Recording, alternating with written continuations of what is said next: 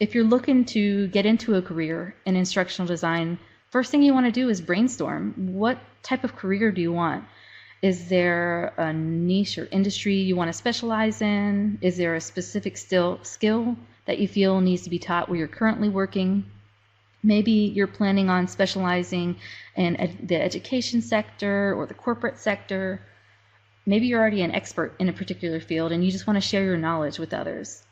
So first, figuring out your goal is going to help you narrow down what content you can offer and what learning materials you use. So I talked a lot about e-learning, but that's, like I said at the beginning, that's not the only types of training materials you can use. There's job aids, there's instructor-led training, hands-on training, a little bit of everything. Once you figure out what you want to teach, what you want to design, what topics you're interested, the next thing you need to do is start gaining some experience and going through the design process and building materials. So let's say you're working at a company. Is there a course that you've taken recently that you think, oh, that really needs to be updated? You could always volunteer to help update it just to give you a chance to practice your skills and to gain that experience. Or you could also come up with your own topic that you're interested in and build a course around that. Let's say you're interested in cooking or exercising or whatever your hobby is. You can use the instructional design process to, let's say, teach how to cook your favorite dish. And what you're doing is really honing in on those skills of how to put together training that is going to be sound and put together in a logical order, and figure out ways of making the training interesting. But most important is just practice. With any process, the more you practice, the better you get at it. Once you have a chance to practice the putting together content, you really got to take the time to learn about the theories and the models behind instructional design. And understanding the theories and the overall design process is going to help you create that engaging, relevant content for your learners. You should get familiar with different e-learning authoring tools if e-learning is what you're interested in. Articulate Storyline and Adobe Captivate both offer a 1-month free trial for you to test out the software and play around with it and see if it's something that you like, that you're interested in. It's also a good idea to get familiar with learning management systems and how they work. Not necessarily that you have to download a free trial, but just understanding the concept behind them and how they work. So, one way you can learn about all these core concepts and design tools is by enrolling in a certificate program or some sort of program. If you want to land a job as an instructional designer, you have to have some samples of work to present to your potential employer. Even if it's a project you've just worked on to gain experience, like I mentioned, if you put together something about how to create your favorite meal, employers really just want to see what you can do with a topic.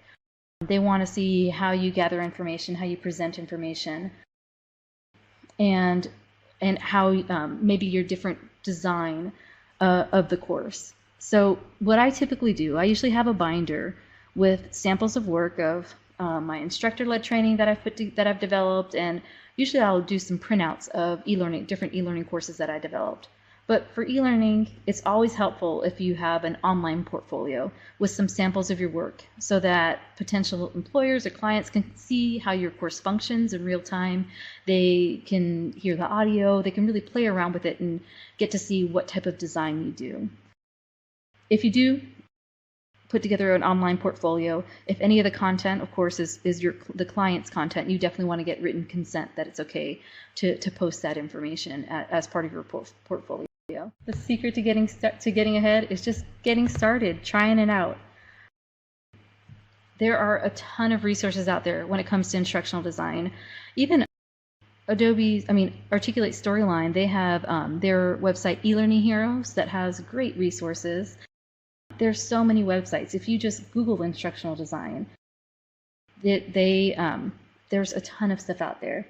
For me, I think networking has been the best part of my career, and it's really opened the door for me to have a lot of different opportunities, because once you start talking to people and they realize, oh, okay, well, you have a background in mechanical engineering and you're an instructional designer.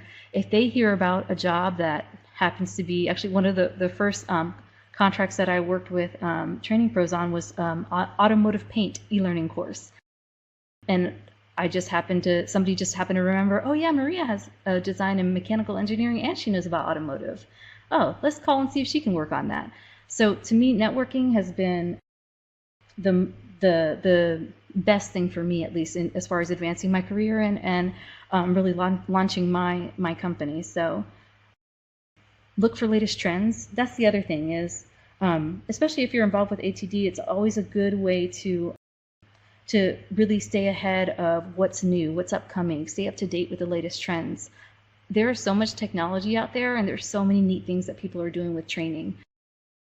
I know I mentioned already the Articulate Storyline website, eLearning Heroes, but they actually have some really neat resources of some sample courses. So if you're new to instructional design and it's been a while since you've taken an e-learning course, or maybe you've never taken an e-learning course, I would suggest going on their website and checking out some of their samples. There's some really, really neat stuff, really creative stuff out there. This is one of my favorite quotes is this: instructional designer, because freaking miracle worker isn't an official job title. Because some days, as an instructional designer, that's how you feel. You feel like a miracle worker, and you have no idea how things are going to come together, but in the end, you pull it off and you get it done.